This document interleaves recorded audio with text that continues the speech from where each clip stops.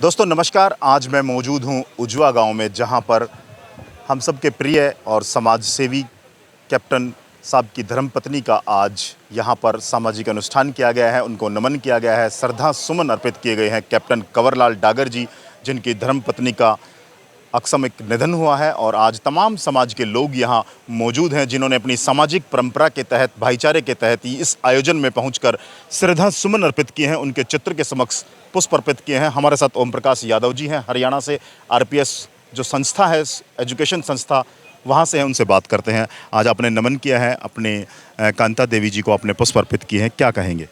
देखिए, मैं कैप्टन कंवरलाल जी और कांता देवी जी के साथ, इनके बच्चों के साथ मुझे रहने का, बहुत सालों तक रहने का सौभाग्य प्राप्त हुआ। और मैंने ये पाया कि जिस तरह कैप्टन कंवरलाल डागर समाज की सेवा में अपने फोर्सेस से रिटायरमेंट होने के बाद समाज सेवा में लग गए, इसी प्रकार मैडम कांता देवी भी इनके फार्म पर कम से कम 150-150 आदमी करीबन रोज़ाना आते थे और सबकी बड़ी सेवा सुश्रुमा करती थी और सबको इतना प्यार दिया करती थी।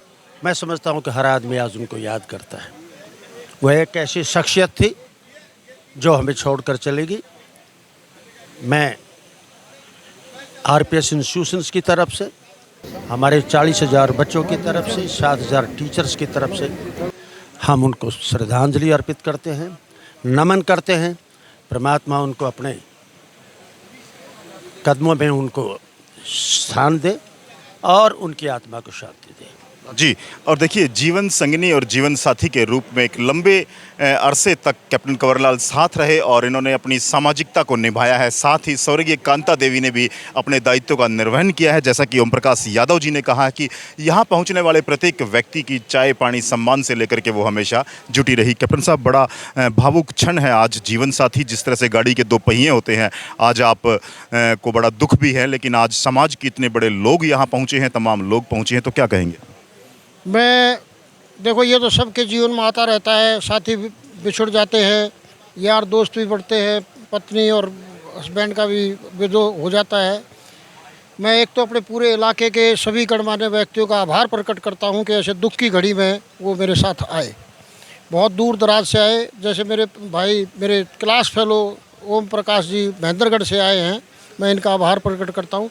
मेरी पत्नी में उनमें एक खासियत थी कि मैं समझता हूँ कि समाज में अगर आज मुझे लोग जानते हैं तो वो इसलिए कि वो अगर कोई मेरे पीछे से जब भी कोई फार्म में आता था, she won't let anybody go without A cup of T और समथिंग, कोई सेवा भाव करने से कभी उसके दिल में कोई कमी नहीं रहने दी।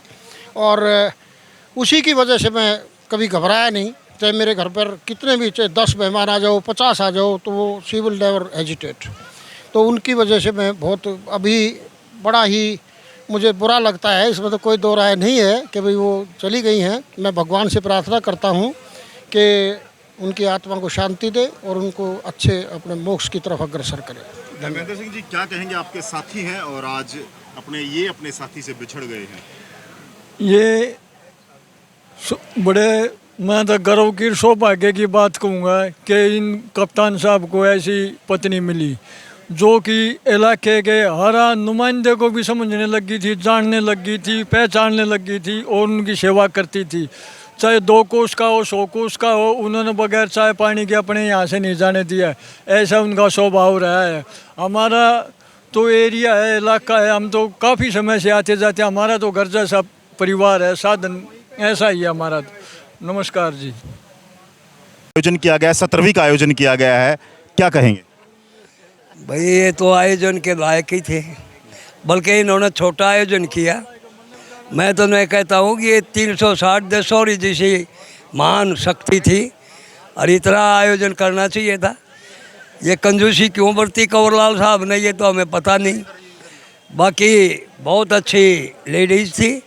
जब यहाँ कोई आता था तो सबकी खातर करने में दिल से, तवज्जो से वो खातर करती थी।